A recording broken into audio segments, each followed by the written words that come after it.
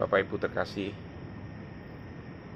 judul bahasan saya kali ini adalah Hukum Agama versus Injil Kasih Karunia. Bapak Ibu terkasih di dalam Kristus ya, pernahkah kita ini merasa bahwa kehidupan rohani kita ini hanya rutinitas agama saja? Hadir ke gereja, ya, ikut perjamuan, membaca Alkitab, tapi terasa hampa. Mungkin kita sedang mengalami agama, tetapi belum sungguh mengalami anugerah. Hari ini kita akan belajar tentang perbedaan antara hukum agama dengan Injil kasih karunia, dan bagaimana kita dipanggil untuk hidup oleh roh, bukan oleh hukum. Ini, Bapak Ibu. Apa itu hukum Taurat, hukum agama, dan mengapa disebut hukum agama ini? Galatia 3 ayat 19 mengatakan, Bapak Ibu, ia ditambahkan karena pelanggaran-pelanggaran. Nah, coba kita lihat kenapa hukum Taurat itu dikatakan sebagai sistem hukum keagamaan. Karena pertama, mengatur ibadah, kurban, sabat, sunat, tahir najis, dan lain sebagainya ya. Mengatur kehidupan moral dan sosial bangsa Israel pada saat itu. Dan disampaikan lewat Musa ini. Tujuannya apa? Tujuannya pertama, menyadarkan akan dosa.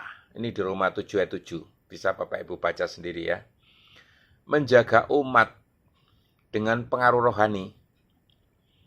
Galatia 3 ayat 24 ya. Dan yang jelas, menunjukkan ketidaksempurnaan manusia ini. Jadi Taurat itu bukan jalan keselamatan Bapak Ibu, melainkan cermin untuk melihat dosa. Mengapa Taurat tidak mampu menyelamatkan? Galatia 3 ayat 21 berkata, sebab jika ada hukum yang dapat menghidupkan, maka kebenaran memang berasal dari hukum itu. Padahal tidak, Bapak Ibu. Taurat tidak memberi kuasa untuk taat. Ia hanya menunjukkan standar Allah, tapi tidak mengubahkan hati. Taurat bersifat eksternal dan ritus lahiriah. Orang bisa menaati hukum tanpa hati yang bertobat. Ini. Dan Taurat itu menuntut kesempurnaan. Itu Bapak Ibu. Siapa yang bersalah dalam satu hal, bersalah dalam semuanya. Yakobus 2 ayat 10. Maka Yesus memperkenalkan sebuah jalan baru, yaitu Injil kasih karunia, Bapak Ibu. Roma 7 ayat 6. Tetapi sekarang kita telah dibebaskan dari hukum Taurat, supaya kita melayani dalam cara yang baru menurut roh. Ini. Jadi kasih karunia datang melalui Yesus Kristus. Ia menggenapi, bukan membatalkan Taurat. Matius 5:17.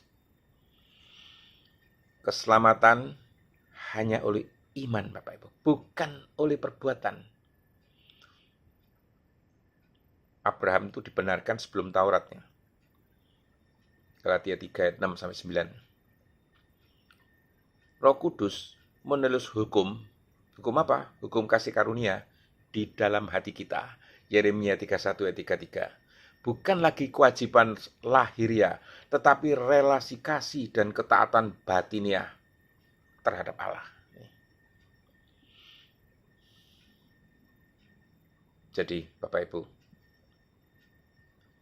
bahaya loh hidup di dalam hukum agama. Galatia 5 ayat 4. Kamu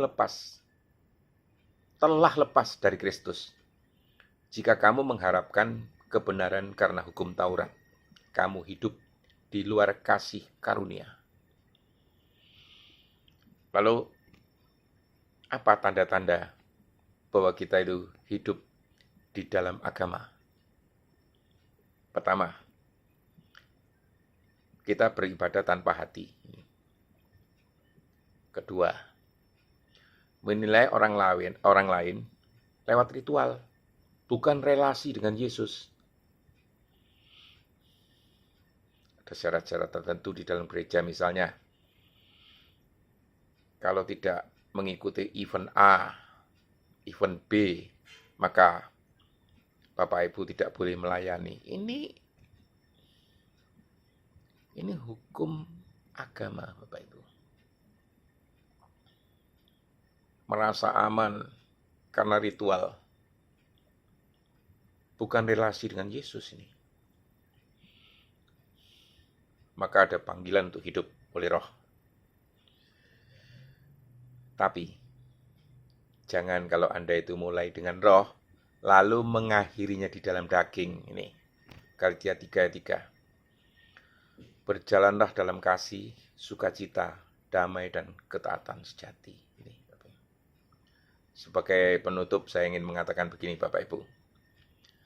Agama tanpa anugerah hanya akan membebani. Anugerah tanpa tanggapan hati hanya akan menjadikan kita hampa. Itu. Mari kita tinggalkan sistem keagamaan yang mati dan hidup di dalam anugerah Yesus Kristus yang menyelamatkan dan mengubahkan kita oleh kuasa Roh Kudus, Bapak Ibu.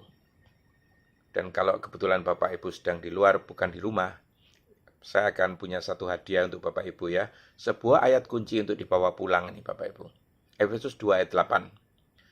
Sebab oleh kasih karunia kamu diselamatkan oleh iman. Itu bukan hasil usahamu, tetapi pemberian Allah. Demikian Bapak Ibu. Shalom. Semoga Tuhan memberkati Bapak Ibu sekalian. Amin.